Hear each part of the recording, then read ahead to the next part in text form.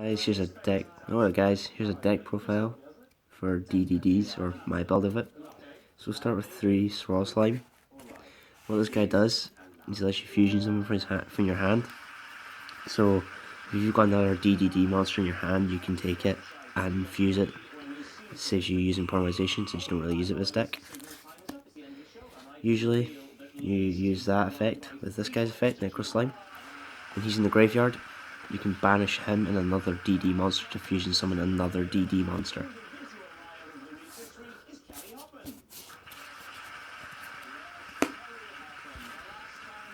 We've then got DD Kelper.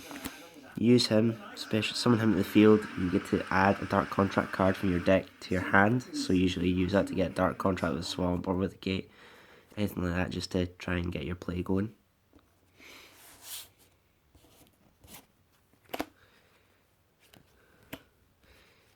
Then you've got Galilei. I'm not even going to try and pronounce his name properly because, geez, I'll just mess up. But you just use him as a ditch card, or if you have to, you will use him in your Pendulum effect, just so you can get bigger player monsters out. Not really a big thing, it's just more like a ditch. You've got DDD Oblivion King Abyss Ragnarok. He's just a big player, and when he's normal special summon, you can target one DDD monster from the graveyard and special summon it. So you want to get him out and then get another DDD monster, and if you can, get a fusion playoff.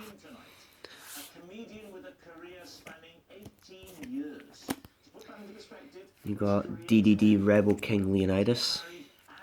If you take effect damage, so your spell cards like Dark Contract with Swamp, King, the Witch, everything like that, they'll give you effect damage at standby phase if you're taking 1000 damage. So if you're going to take that, his effect will kick off, so you will just get to summon him and not take the damage.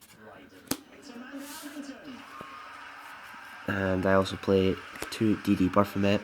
Its effect, when it's on the field, you can target another DD monster by itself and make its level whatever between 1 and 8, and then usually you can go into Xyz, please. Forgot what the word was there. So there's all the monsters for the deck.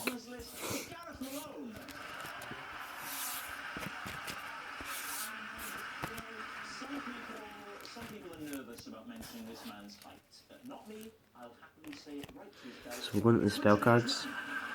I play 3 Dark Contract with the Gate. This, once per turn, I get to add a DD monster from deck to hand, but the downside is I take 1000 points of damage with it, so like all the Dark Contract cards, you take damage with them. 3 Swamp King. Its effect, you can fusion summon once per turn with this card. And if you have the materials in the graveyard, you can banish them as long as you're making a DD monster.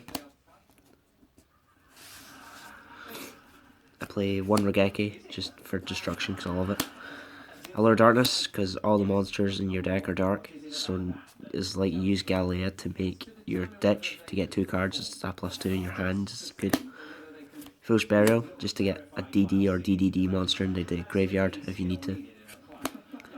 1 for 1 to get Kelper out, so you can get its effect off maybe first turn if you're lucky. I think that's all spells, yeah, it is.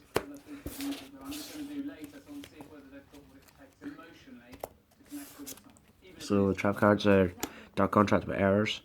So if I have a DD card on the field, a DD monster on the field, I can negate all of our trap cards, which kind of is good for back row. Stops people flipping Mirror Force and stuff against my bigger guys.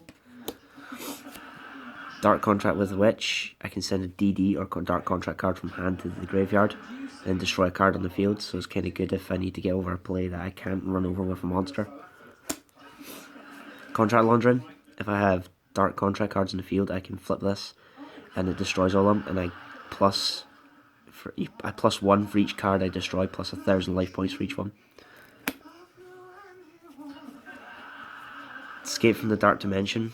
I select 1, remove from play Dark Monster, so any kind of good DD monster you've used to remove. This lets you bring it back to the field, so it's basically Call the Haunted for this deck. Psalms Golden, because you don't really keep your cards face down for long, so this is the sort of card that you'll pay 3000 life points to stop a special summon, spell or trap. or effect. And because of one of the fusion cards, I can't remember its name, I think it's the Arc, you gain back the life points rather than taking them, so it's a good card to keep in the deck. Gaslia Prison.